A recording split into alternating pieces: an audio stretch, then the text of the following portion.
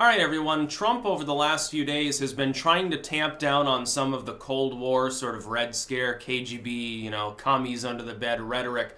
He's been trying to tamp that down, I think, to prevent, the new Cold War, which is what we are unfortunately in, from spiraling out of control. Like, there are some people, I'm seeing people, they're like, Trump says that Russia should not be continuously abused and used as a scapegoat. Therefore, he's a Russian agent. Do you understand anything about human history over the last half century? Did you ever study anything that happened during the 50s, the 60s, the 70s, especially the 80s, and into the dawn of the 90s, during that special period of time? From the dawn of the atomic era through the end of the technical first wave of the Cold War with the collapse of the Soviet Union. Do you know anything about this period of time and why any sane person would seek to avoid some of the war paranoia that we had at the time? We live in a nice, safe society right now. We don't have a massive crime epidemic. People are afraid of that too. Our crime level is lower than it has been since the 1950s. We don't live in a world repulsed by war at the moment. The Iraq War is scaled down. The Syrian War is beginning to dwindle off. Afghanistan is semi-stable. It looks like Korea might, instead of popping off, it might reunify at some point. And instead of wishing Trump well in these ventures, they always proclaim it as part of some massive conspiracy. It's ridiculous that people think this way. The left have become the warmongers. They're the Cold Warriors now. They're the paranoid establishmentarian, Reds under the bed, fathers of the early wave boomer hippies that protested against Vietnam. You've become like the hippies' parents. Instead of like the hippies, the left was sort of like the hippies back in the early 2000s into maybe around the early Obama era. Then Obama takes control. They stop caring. They become establishmentarians. And it's all very sad. And the millennials, a lot of them still believe that being progressive is like, wow, I'm edgy and hip. No, you're not edgy and hip and young. You're moving on towards middle age. You're still thinking in the same stupid manner that didn't work before. There are still people dying. The establishment's still corrupt. Obama was a warmongering crook that expanded the police state. And you just sat by and did nothing because you didn't want to be called a bigot. That's what it fucking boils down to. These people are sellouts, essentially. Trump goes to the G7 summit. Oh, I think Russia should probably be readmitted. And the Italians were on board, and it looks like maybe Japan is kind of on board at this point. If you look at that picture of him sitting there looking at Merkel, and it's very astonishing. The Italian and Japanese delegations are clearly, if you look at the body language, is like, oh yeah, we're physically speaking, we're literally siding with Trump. We're on that side of the table. And then you've got like Merkel and, the British and stuff on the other side looking very dour. Now that doesn't tell the whole story because seconds later they all burst out laughing because I guess Merkel was telling a joke or saying something funny. But in that moment, yes, the body language betrayed their actual sort of leanings. So saying that Trump, he's going to alienate our allies. No, he's alienating Germany is what's really happening. Merkel fancies herself as the leader of the free world. She wants more than anything to unite Europe under one flag, have one European army, and be the leader of US 2.0. That's what it's all about. She's got a big dick about herself, but she's getting older. She might get kicked out because of problems with the migrant crisis over in Europe. She sees Trump as a threat to her power. That's what it all boils down to, and she's managed to convince a lot of really weird, paranoid, establishmentarian neoliberals and neocons of the justification of her crazy viewpoint. No, don't worry, I know that my plans haven't been working for a fucking decade, but trust me, we'll double down and they'll work next time. We need more migrant crisis. We need more anti-free speech laws. We need to disarm more people. We need to dickwag after Russia some more. Russia's not even in the top 10 world economies anymore.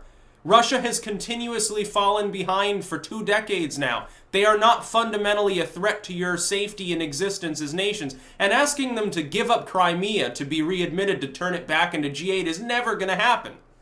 Look, there's a difference between utopian nonsense that sounds good but can't work and pragmatism. Pragmatism is not always nice. It's not always nice to have to admit to the reality of a situation. The reality is, I'm not going to be able to make my rent this month. Now, you can fantasize about a million ways how you can actually make it work, but they won't work. You're not going to make your rent. You're going to have to suck cock against your landlord or something. You're gonna have to beg, borrow, and steal. You yourself are not gonna be. Fairies are not gonna come down if you pull out all your teeth and leave them under your pillow. The tooth fairy is not gonna bail you out so you can make your rent and then buy the steak that you're not gonna be able to eat because you no longer have any teeth in your mouth. It's not going to be able to happen. Pragmatically speaking, Russia will not give up Crimea because it's a power move by Vladimir Putin.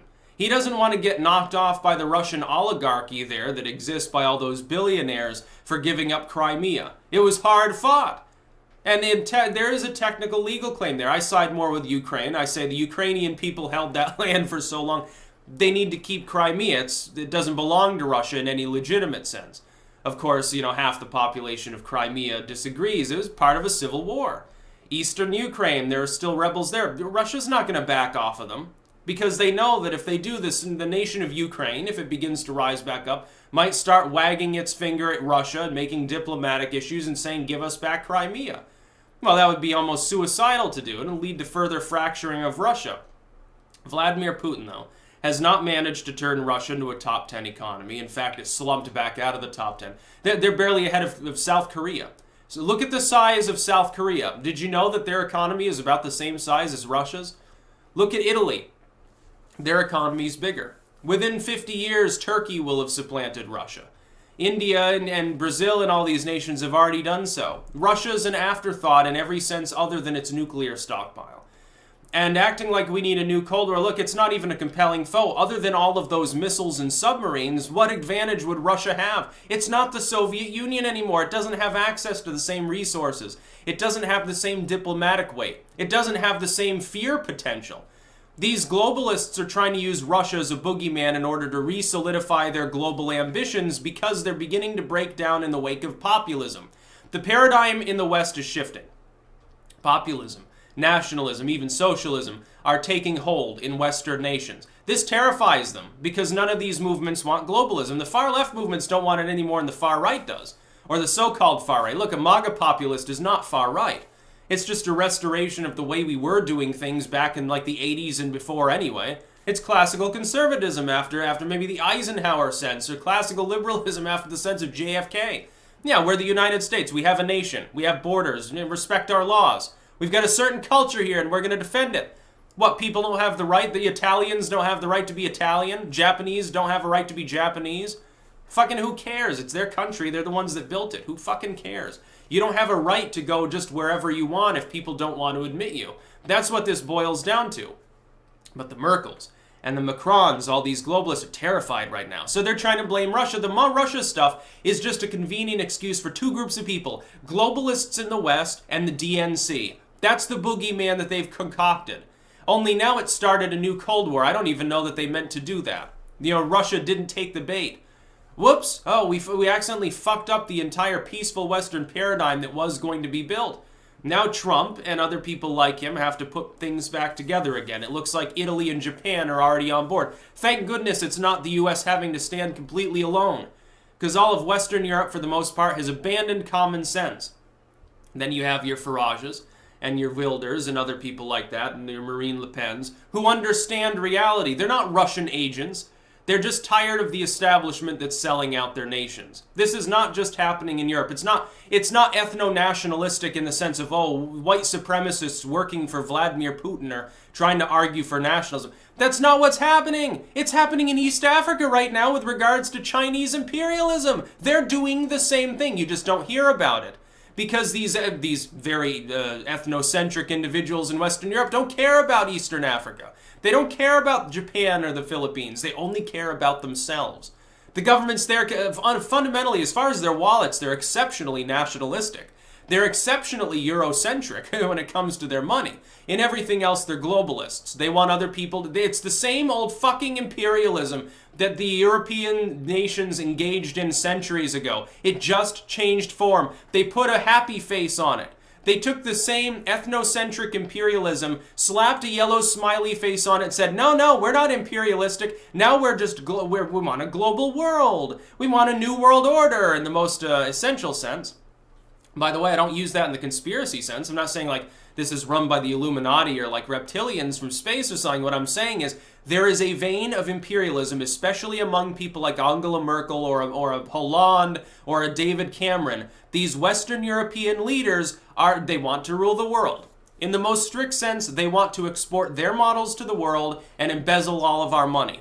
They don't care whether it's some sub-Saharan African giving them a bag of peas or whether it's a middle-class American who lost their coal mining job who now has to subsist on breadcrumbs. They don't care who's giving them money, they just want it. They want absolute unending power.